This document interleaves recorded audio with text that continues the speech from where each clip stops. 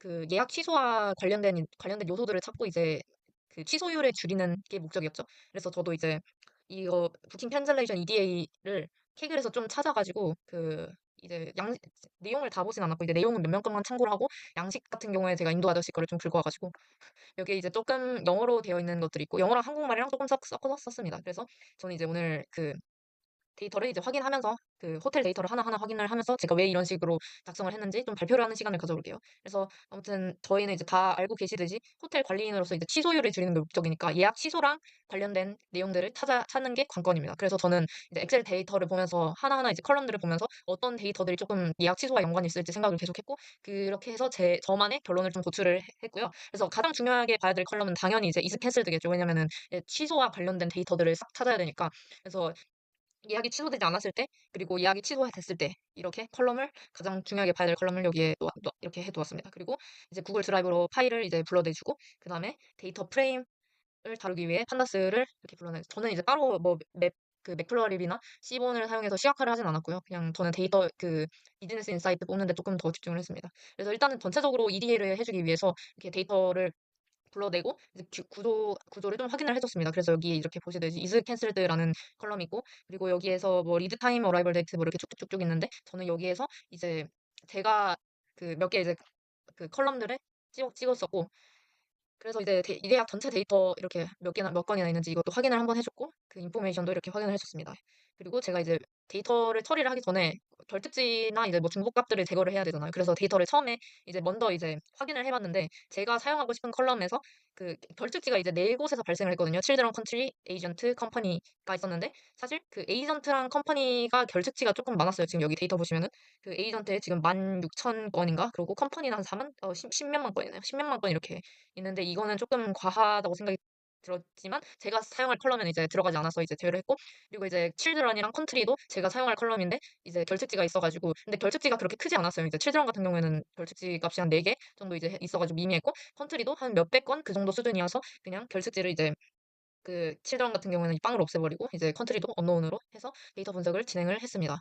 그래서 전 처리는 제가 이렇게 했고 제가 보시면은 그룹 바이로 이제 is cancelled에 관련된 내용을 묶어주기 위해서 전체 예약 수, 취소 예약 수, 취소 퍼센트 이렇게 기준을 잡았고 이거를 에그라는 이제 이걸로 사실 이걸 뭐라고 부르는지 모르겠는데 이제 저는 그냥 가변인다 닮은 이 여러 가지 컬럼을 묶는다는 느낌으로 이제 외웠거든요. 그래서 이걸로 이제 count, sum, min 이렇게 묶어주고 그리고 booking count, cancel count, cancel rate 이렇게 세 개로 나눠서 했습니다. 그래서 저는 취소율이 높은 순서대로 이렇게 정렬을 하도록 코드를 짰고요. 그다음에 취소 분석을 하기 전에 이제 실제 취소율이 얼마나 되는지랑 호텔이 이제 2개가 있었으니까 2개 중에 어떤 게 더 높은지 이제 확인을 먼저 하는 작업을 가져야겠죠. 그래서 2 개의 호텔이 이제 비슷한 취소율을 가지는지 아니면은 뭐 한쪽이 압도적으로 높은지 먼저 체크를 해 주기 위해서 이제 예약 취소율을 확인했는데 전체 예약 중에 이제 37%라는 어마어마한 숫자가 취소가 됐고 그중에서 이제 시티 호텔 취소율이 한 14% 정도? 14% 맞나요?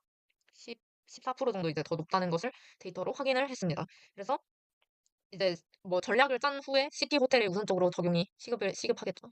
그래서 이 정도로 기초 분석을 끝냈고 처음에는 한번 컬럼들을 이렇게 쭉쭉쭉 보다가 이제 국가 컬럼이 살짝 눈에 들어왔어요. 그래서 이제 아무래도 호텔에는 이제 여러 나라 국적의 사람들이 오겠죠. 그래서 특정 국가 사람들이 취소율이 높은지를 확인하기 위해서 한번 국가별로 이렇게 정렬을 해 봤습니다. 그랬더니 이제 포르투갈 사람들이 이제 압도적으로 여기 보면은 캔슬 카운트가 압도적으로 높게 나오죠. 그리고 뭐 여기서 이거는 브라질이랑 이탈리아인가? 이런 식으로 스페인 뭐 이렇게 쭉쭉쭉쭉 나오는데 이제 이 친구가 지금 몇만 단위로 압도적으로 이제 높게 나오는데 사실 국가만 보고 이렇게 이 뭐 포르투갈 사람이니까 '이 사람 여기 나라 출신들은 무조건 조심해야 된다.' 이렇게 단정 짓기는 쪼끔 애매해서 저는 이제 고위험 고객들을 분류하는 데 쓰이는 과거 취소율까지 같이 이렇게 데이터를 끌어와서 2개를 묶어서 그룹 바이로 묶어 가지고 한번 보는 작업을 다시 거쳤습니다. 그래서 예약이 애초에 이제 너무 약수가 적으면은 이제 사실은 그게 100%가 나오더라도 예약 건수가 막 2 건, 1 건 이런데 뭐 예약 취소율이 100% 이렇게 나오면은 사실 데이터가 쪼금 의미가 없을 수도 있기 때문에 데이터가 유효한 값을 보기 위해서 일단 저는 숫자를 한 50건 정도로 정렬을 해 줬고 그래서 이제 나온 값이 이렇게 true로 나온 값이 그 뭐 영국, 아일랜드 그리고 포르투갈 이렇게 3 개가 상위권이었습니다. 근데 이제 여기서 쪼금 이제 이따가 다시 말씀드리긴 할 거지만 여기서 이제 보는 비즈니스 인사이트는 포르투갈은 여전히 원래도 국가별 취소율이 높은 편이었지만 재취소한 고객들이 취소할 확률이 더 높아진다. 이거를 알 수 있고요.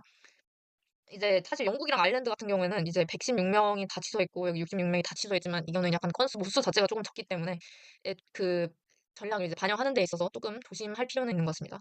그리고 저는 이제 그다음에는 플랫폼별로 다시 묶어서 한번 봤어요. 그래서 아무래도 호텔을 예약하는 거랑 뭐 예를 들어서 이제 아고다에서 호텔 예약을 했으면은 이거 데이터는 뭐 OTA나 뭐 이쪽으로 잡히겠죠. 그래서 그 마켓 세그먼트랑 디스트리뷰션 채널이 두 개가 연관이 있다고 조금 생각이 들었고 저는 이거를 그래서 그룹 바이로 좀 묶어서 보면은 유의미한 수치가 나오지 않을까 해서 플랫폼별로 한번 묶어봤습니다. 저는 이제 실제로 전 직장에서도 이거를 항상 플랫폼별로 청구가 이제 매달 어디서 많이 들어왔는지 얼마나 이제 변동이 일어났는지 이거를 매달 체크하고 제가 보고서를 작성하는 일을 했어가지고 이게 왜냐면은 이게 청구 경로도 다른데 사실 경로뿐만 아니라 이제 고객 유형도 청구 경로에 따라서 달라질 수 있고 또 그에 반영되는 수수료나 이런 금액들도 이제 좀 달라질 수 있어요. 그래서 뭐 원래 이제 예를 들어서 홈페이지로 매번 신청을 주는 고객이 한 10명 정도였는데 그다음 달에 뭐 한 20명, 5명 뭐 이 정도까지는 용인되는 수치겠지만 갑자기 뭐 50으로 확 뛰었다. 그러면은 왜 이렇게 뛰었는지 원인들을 분석하고 그 이유를 찾는 일을 제가 했었습니다. 그래서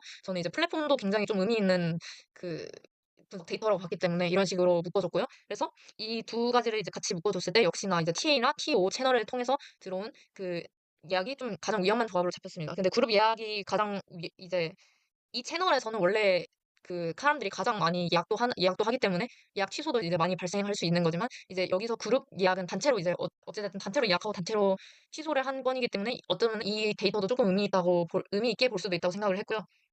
그리고 네, 말했듯이 이 그룹 예약이 가장 위험한 조합이긴 하지만 온라인 TA가 어찌 됐든 간에 가장 사람들이 뭐 이제 편하게 이제 뭐 호텔을 예약하는 방법을 찾아가지고 가장 많이 예약을 하기 때문에 당연히 취소 모수는 그 이렇게 온라인 TA가 많을 수밖에 없고 이제 상대적으로 다이렉트는 좀 안정적인 비율을 볼 수 있죠. 그래서 이제 저희가 생각할 수 있는 거는 그 사람들을 다이렉트 다이렉트와 다이렉트 채널을 통해서 그 예약을 좀 할 수 있게 유도를 하고 혜택을 주는 이런 방법들을 고안해 볼 수 있겠습니다. 그래서 이렇게 살펴봤고 그리고 마지막으로는 이제 가족끼리 왔을 때 어떤 아이 동반 여부 같은 거를 좀 체크를 해봤습니다. 이제 칠드런 섹션이 있었고 그래서 제가 아까 결특지도 칠드런을 채워준 이유도 여기 있고요. 그래서 아이 동반한 가족들이 많이 취소를 했는지 한번 이거 아이만 그 가족 가족별이랑 가족이 아닌 집단의 그런 예약 취소율을 확인을 해봤는데 사실은 여기 데이터 보시면 별 차이가 그렇게 크게 있지는 않습니다. 0.37, 0.36인데 이거는 그냥 뭐 거의 비슷하잖아요. 그래서 사실은 아이가 있는 가족은 이 수치 자체는 뭐 아이가 있기 때문에 뭐 취소를 더 많이 했고 이렇게는 볼 수 없다. 모를 수 없다고 생각했습니다. 하지만 여기서 한 번 더 파고들어서 이제 아이가 동반됐을 때 룸 타입별 취소율을 한 번 더 봤습니다. 왜냐하면은 아이가 있는 고객들 같은 경우에는 아무래도 이제 방 크기나 침대 개수 같은 거에 당연히 이제 민감해질 수밖에 없고 여기에서 이제 취소율이 또 많이 발생을 할 수 있기 때문에 룸 타입별로 한번 이렇게 묶어서 결과를 이제 측정을 해봤고 생각보다 유의미한 결과가 나왔습니다. 그래서 이렇게 데이터를 제가 분석한 거를 보시면은 여기 HGF 방이 이제 취소율이 좀 굉장히 높다는 거를 볼 수 있겠죠. 그래서 사실은 이 아이 자체가 문제가 아니라 어쩌면은 아이를 동반했을 때 내가 이런 HGF 방을 예약을 했는데 생각보다 아이한테 이제 맞는 방이 아니기 때문에 사람들이 이제 취소를 했을 수 있다라고 생각을 할 수 있습니다. 그래서 마지막으로 이제 비즈니스 인사이트를 보면은 제가 아까 이제 처음에 언급드렸듯이 포르투갈 국적과 과거에 취소 이력이 있는 포르투갈 국적 사람들과 그룹별로 이제 예약을 했는데 이제 트래블 에이전트를 이용한 고객 마지막으로 아이를 동반했을 때 특정한 룸 타입을 예약한 고객들을 생각해 볼 수 있습니다. 그래서 이 고객들의 패턴에 대해서 어떤 식으로 처치를 하면 좋을까?